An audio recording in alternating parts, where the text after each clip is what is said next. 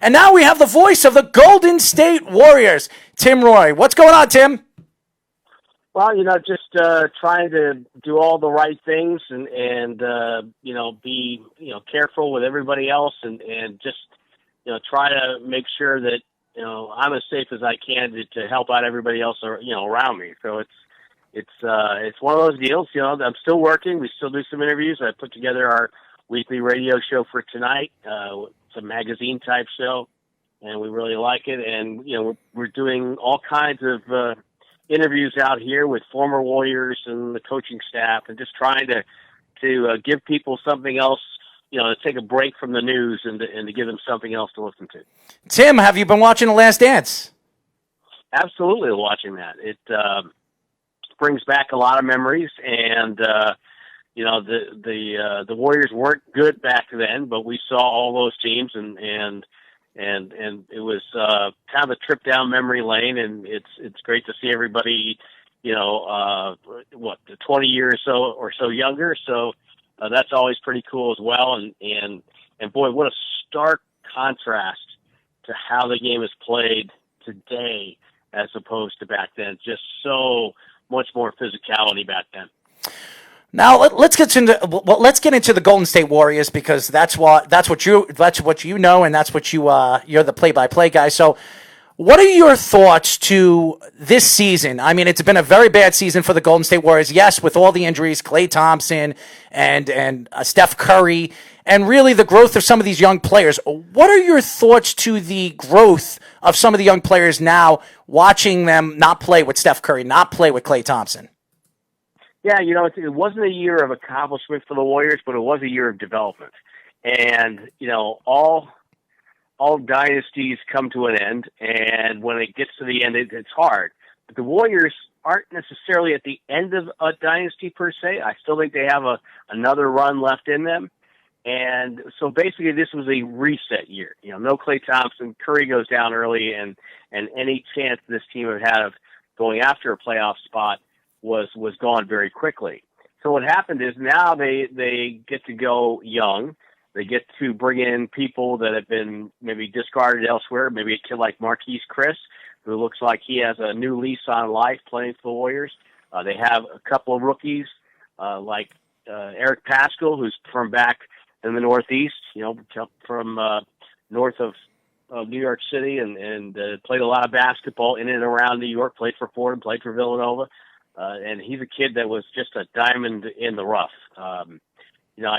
I think sometimes the guys who play 4 years of college ball get a bad rap, because Eric Paschall is ready to play. He is a man, and I think he's going to be around the league a long time as a real solid player and a great kid. And then Jordan Poole also got much better. You look at his numbers over the last 2 months of the season, much better than the beginning of the season.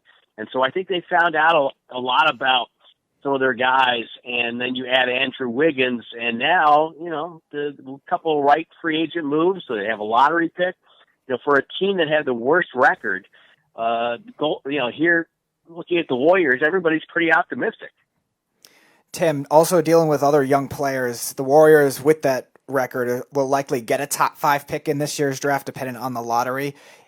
What prospect do you think they should target, if any of the top ones, and what do you think there's one that could be the best fit in that type of offense? Yeah, I'm not sure, just technically, because I'm employed by the Warriors and because we're still in a season. I'm not so sure if I can legally talk about individual players until we get to maybe the lottery.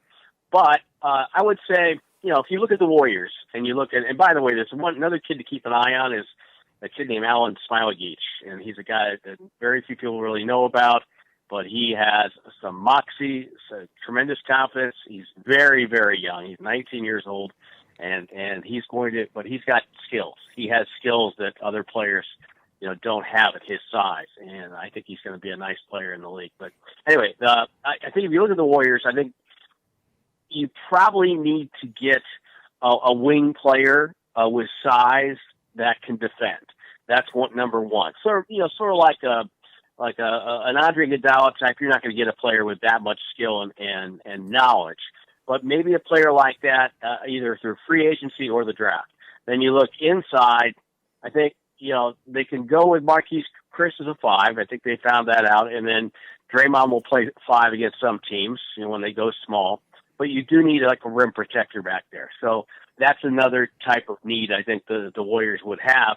And then, just trying to maybe add one more, really good player. I think if they can get that in the top 5, and it looks like there are, 4 or 5 really, really good players at the top of this draft, then I think they'll be okay, because you bring back Curry and Thompson, when those guys hit the floor, everybody else gets better.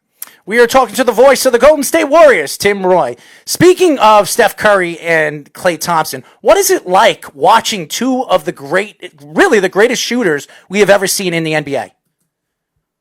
It's got to go down as the best shooting backcourt of all time. I don't think there's going to be any question about that when they're done. It's really amazing. There's one spot in The Last Dance where you saw the Bulls going into the hotel, and the crowds were there, and people were just trying to get an autograph or a picture or whatever. And that's what it was like with the Warriors, for most of their heyday there. We would have people lining up and getting hotel rooms simply to hang out in the lobby to try to get an autograph or a photo. And those guys, watching them and watching the work that they do to keep themselves at a high end and be able to make shots, it's really an amazing thing. And I don't think I'll truly appreciate it until I'm retired, because this run is going by so quickly. It's still kind of rushing right by you, if you know what I mean. But when you watch those guys, you don't expect them to miss. When they take shots, unless they're under tremendous duress, you don't expect them to miss. And you've got Curry, who's probably the best shooter off the dribble maybe that you've ever seen. And then Klay Thompson, much more of a catch and shoot guy, but probably has he has one of the best looking shots, I think, in NBA history. His form is just fantastic. Tim, moving on to the other part of that core in Draymond Green, he passed up a potential for a big max contract next off season, and he signed an extension over the summer. Is there something about the state of the team that you think made him do that? And are you surprised he did that rather than trying to seek a bigger max? No, because and I think some of the veterans during the last 6 years have told the younger players, it's not going to get any better anywhere else in the league. When Joe Lacob and Peter Guber bought the team, the Warriors, if you guys remember, they weren't very good, right? And they weren't very good for a long time, and nobody knew where Golden State was. They thought it was San Francisco. They thought it was Colorado. There was no image for the team. Well, when these two guys bought the team and immediately said, we don't want to be good, we want to be great, and had the Curry and Klay Thompson dynamic in their lap, they changed the way that everybody got treated. And if you're a player and you play for the Warriors, it's probably as well as you're going to get treated anywhere. It's a great culture. It's a strong culture. They're always on the lookout for the players. Say a case like last year, Eric Paschall gets named to the Rising Stars game. Oh, that's great. That's nice. So owner Joe Lacob says, no, he's going to the All-Star weekend. We're going to give him All-Star treatment. And so he took his own plane and caught up with the Warriors. I can't remember where we were before the All-Star break, and put Eric Paschall on that plane after the game to fly him to Chicago to go to All-Star weekend on his private jet. And that's the kind of little things that they do that make the players feel that they're special and that they're truly wanted and not just looked at, as a commodity. Tim, were you surprised that Kevin Durant decided to go play for the Brooklyn Nets? I'm not surprised. I mean, if you think, the old saying was that I used to tell people that, are you surprised that guy got traded? I said, well, Wilt Chamberlain got traded twice. Kareem Abdul-Jabbar got traded once. If those guys can get traded, anybody can get traded. And I think you add free agency to that now. If players lead today in the NBA. There was an article this morning in the Bleacher Report that was very interesting about chemistry in the NBA, about how it's becoming harder to develop it because there's so much player movement. I mean, Paul George said he was not leaving Oklahoma City. Right. But all of a sudden, the next summer, bang, he's gone. That's just how the players view it right now. They are looking for that title quick run, and they're going to try to get it. and so they know their windows are limited. I think Kevin, will look back, and he'll look back fondly on his days with the Warriors.